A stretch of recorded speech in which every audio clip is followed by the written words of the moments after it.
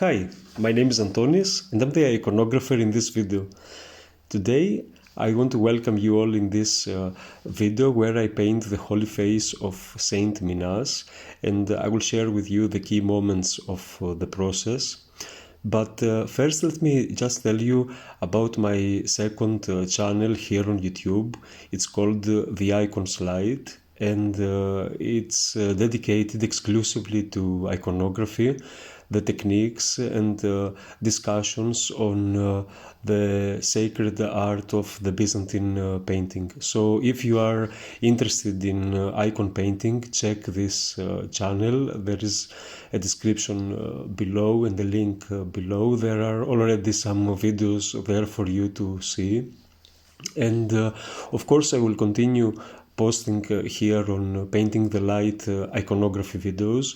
It's something that I really enjoy and sharing with you here. But on this other channel, the Icon Slide, I will exclusively post on egg tempera and icon techniques and discussions. So let's go back here.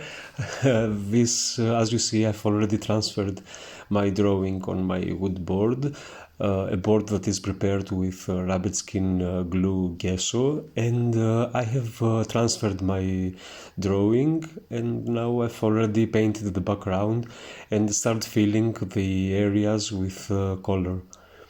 So here, as you see, I have painted the whole face, the whole head of Saint Minas with this ochre yellow color, because this will inform the upper layers of color that I'm now painting. It will make them seem more vivid and more warm. And also it will allow me to have to keep these transparencies on the base color of the face, this greenish brownish color of the face. So I've created the color for the flesh by mixing cadmium yellow and some black, a little bit of iron oxide red, and for the hair I've seen that it's a completely different base color, so I've mixed some white and black along with some iron oxide red and a little bit of blue.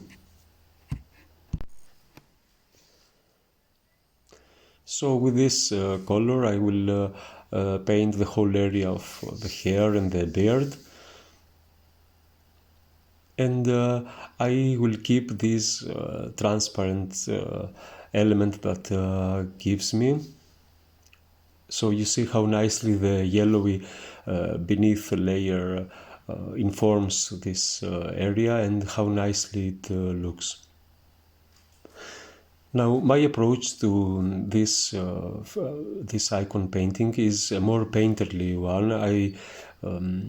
I want to talk a little bit about how so many icons today are extremely pristine and technically perfect, but it often takes this element of perfection, sometimes takes away of the spirituality of the icon. The icons tend to be perfect and pristine, but they lack this element of helping the viewer pray their purpose. This is their purpose.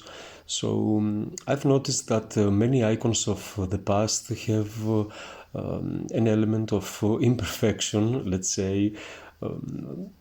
I mean, they can be very nicely painted in terms of their drawing, sometimes not, but I don't want to focus and tire myself as an iconographer by perfecting, let's say, my gilding, or use, the perfect mirror-like gilding, things like that. I just want to focus more on creating a painting, an icon that is visually rich, sincere enough to inspire the viewer to pray and think of the person that is depicted. I hope this makes sense. On my other channel I have a video more dedicated to this subject. But if you are new in iconography, don't be disappointed by what you see, the icons you see painted by contemporary iconographers that are so perfect in their technical aspects. Just keep practicing and keep honing your skills in drawing, in understanding color, and your icons will be very, very beautiful. Here on this step I am doing the so-called γραψίματα, the facial features on the base color of the proplasmos.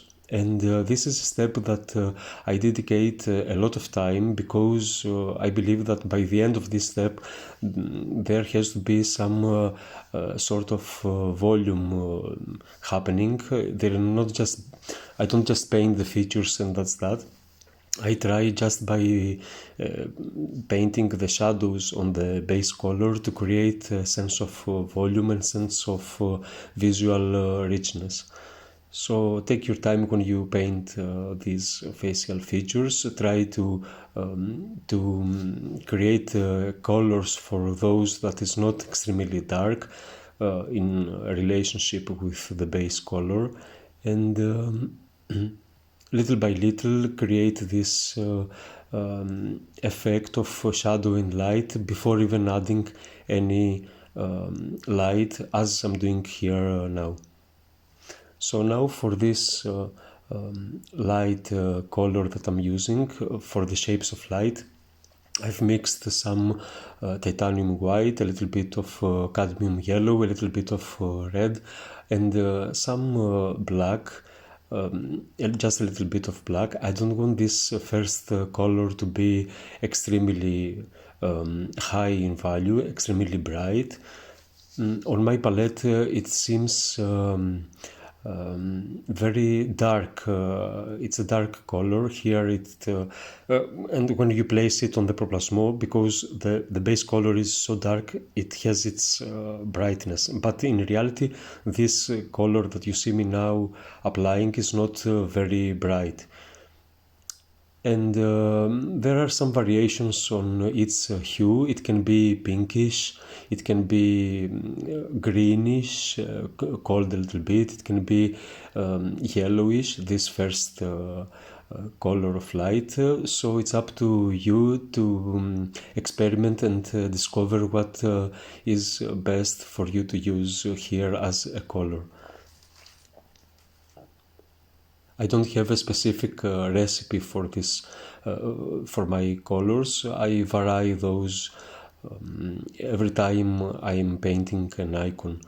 So, and I tend, since I'm doing this, I tend to enjoy this, the different effect that each color of the first light gives to the icon.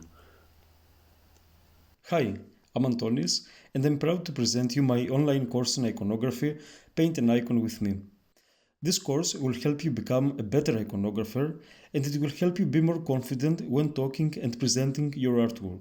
It will make you understand in depth the studio practices of a professional iconographer like me, and you will get accustomed to what great iconography looks like. So learn in a simple and organized way everything you need about the materials, mediums, and techniques in order to make a beautiful icon.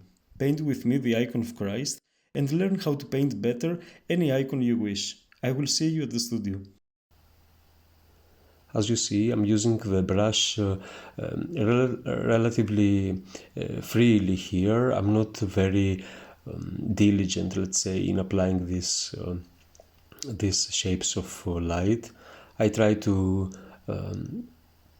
observe my reference and see the shapes that my reference have, and I want to create a similar effect.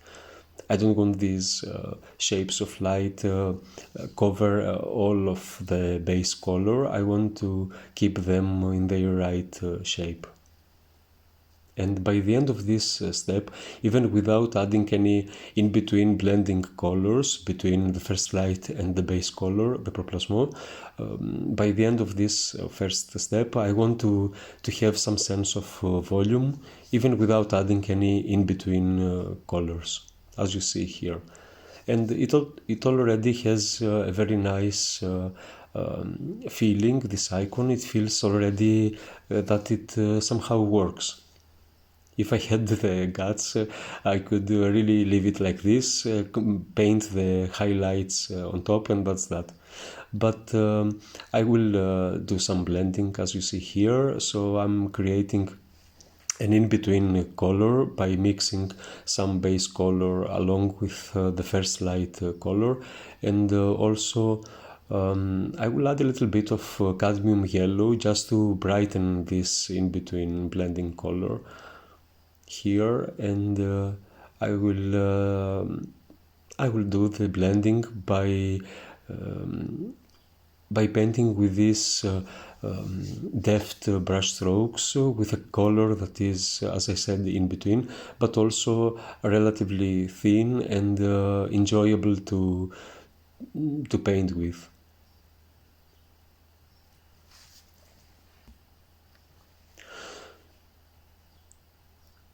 You can find on the description below, you can find a link to my online course on how to paint an icon from the beginning to the end, how to draw eyes, the features, and everything you will need if you are new in iconography to create to learn iconography in the right way, in a way that will allow you to paint anything you like. And I share with you there on that course everything I know, all my secrets, let's say, about iconography.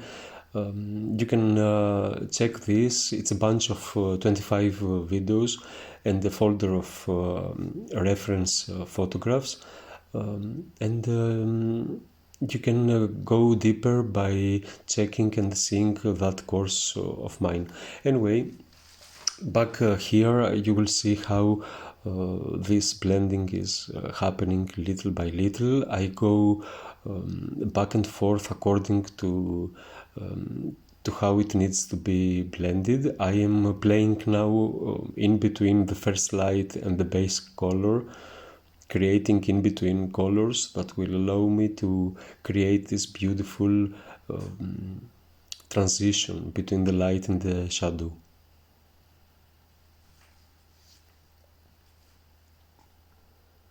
It's important to get experience in iconography. We can't learn iconography from one day to the second, and the most important thing if you want to learn iconography is to really practice with a student's spirit, to really spend time in your studio, because this will allow you to learn the materials and how they behave. A great teacher that you trust is very important, because a teacher can save you time and guide you on the right path. You will not be able to get away with to get away from your right path if you have a great teacher. But the most important is for you to spend time and get familiarized with with your tools, the materials, the various techniques that will allow you to become more fluent in this visual language of iconography.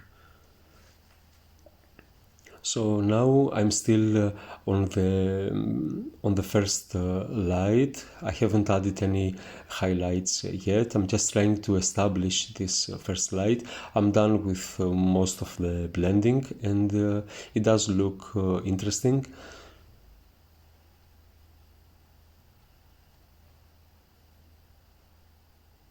In iconography, it's very important to learn how to use these glazes of color, these thin colors that will give you so much elegance and charm and beauty on the icon. See how the brush behaves nicely. It works with the tip of its brush.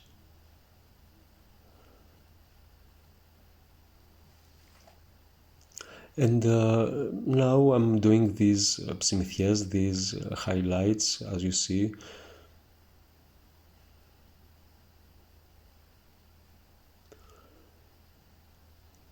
As I'm doing those, I want to make sure that this face does work and it makes sense visually. I don't just add the highlights for the sake of adding highlights. I want these highlights to really help reveal the volume of the face, reveal what's happening, the adventures of light on the face.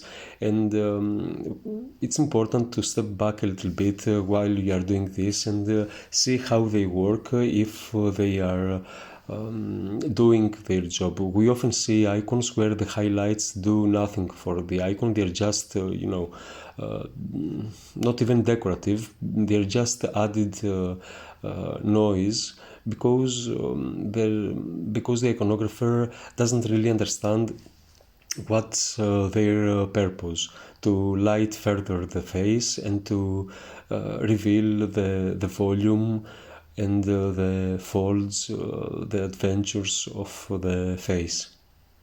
So in order for these highlights to work, you have to have done the right preparation beneath those, the right blendings and the right position of the color. Now I'm creating a very, very thin color on my palette that is very warm, and I'm doing these glazes on some areas beneath the cheeks, on the forehead a little bit, very discreetly. I don't want to overdo this, just so that it will make the face a little bit more fleshy, a little bit more alive.